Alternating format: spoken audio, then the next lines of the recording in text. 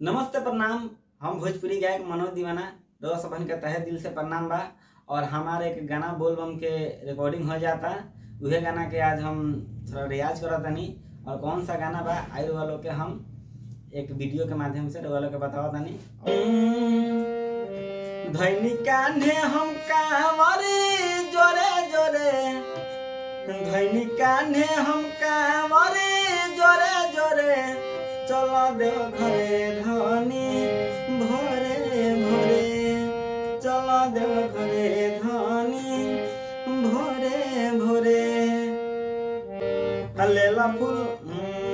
लेला फूल बेल पतैया झोरे झोरे, लेला फूल बेल पतैया झोरे झोरे, चलो देव घरे धनी भोरे भोरे, चलो देव घरे धनी भोरे भोरे।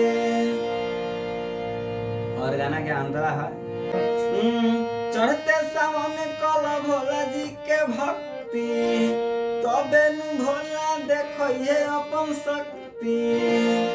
चढ़ते सावन कल भोला जी के भक्ति, तबे नु भोला देखो ये अपन शक्ति। होई गोदी में बालकवा जोरे जोरे, होई गोदी में बालकवा जोरे जोरे, चला देव घरे धनी भोरे भोरे, चला देव घरे धनी भोरे भोरे। चढ़ते सावन कल भोला जी के दब, चढ़ते सावन कल भोला जी के भक्ति, तबे नु भोला देखिए अपन शक्ति। चढ़ते सावन कल भोला जी के भक्ति, तबे नु भोला देखिए अपन शक्ति। होई गोदी में बालकवा जोरे जोरे, होई गोदी में बालकवा जोरे जोरे, चला देव घरे धनी भोरे भोरे, चला देव घरे धनी भोरे भोरे। और ई गाना के हमार लिखले बारन हमार बड़ भाई हरिंदर भैया, जे बहुत ही अच्छा बेहतरीन गाना लिखेलन। तो लास्ट अंतरा है गाना के। राइटर हरिंदर गइले भक्ति में रंग हो, राजा मलकार के जाता रे संग हो। राइटर हरिंदर गइले भक्ति में रंग हो, राइटर राजा मलकार के जाता रे संग हो।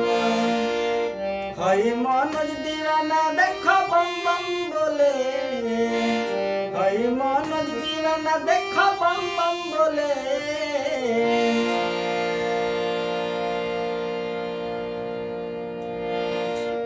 चला देव घरे धनी भोरे भोरे, हई मनोज दीवाना देखो बम बम बोले।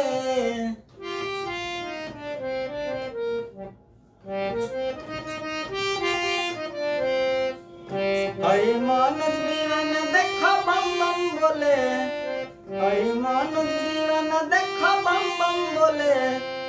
चला देव घरे, चला देव घरे धनी भोरे भोरे,